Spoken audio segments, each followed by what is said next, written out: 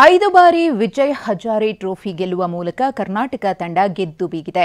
ನಿನ್ನೆ ವಡೋದರದಲ್ಲಿ ನಡೆದಂತಹ Vijay Hazare trophy final ಪಂದ್ಯದಲ್ಲಿ ಕರ್ನಾಟಕ ತಂಡ ಗೆದ್ದಿತ್ತು. ವಿದರ್ಭ ತಂಡವನ್ನು 36 ರನ್ಗಳಿಂದ ಮಣಿಸಿ 5ನೇ ಬಾರಿಗೆ ಚಾಂಪಿಯನ್ ಆಗಿ ಹೊರಹೊಮ್ಮಿತು. ವಿಜಯ್ ಹಜಾರೆ ಟ್ರೋಫಿ ಗೆದ್ದ ಕರ್ನಾಟಕ ತಂಡ ಇವತ್ತು ರಾಜ್ಯಕ್ಕೆ ಆಗಮಿಸಿತು. ದೇವನಹಳ್ಳಿಯ ಕೆಂಪೇಗೌಡ ಏರ್ಪೋರ್ಟ್ಗೆ ಆಗಮಿಸಿದ ವಿಜೇತ ತಂಡಕ್ಕೆ ಅದ್ಧೂರಿ ಸ್ವಾಗತ ಕೋರಲಾಯಿತು.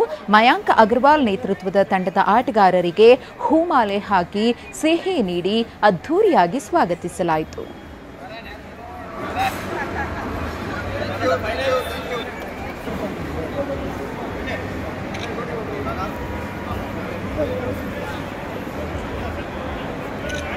ಗಮನಿಸ್ತಾ ಇದ್ದೀರಿ, ಒಂದು ಕಡೆ ಕರ್ನಾಟಕ ತಂಡ ಬಹಳ ಖುಷಿಯಲ್ಲಿದೆ. 5ನೇ ಬಾರಿಗೆ ಟ್ರೋಫಿಯನ್ನ ಗೆದ್ದಿರೋದ್ರಿಂದ ಕನ್ನಡಿಗರು ಕೂಡ ಖುಷಿಯಾಗಿದ್ದಾರೆ.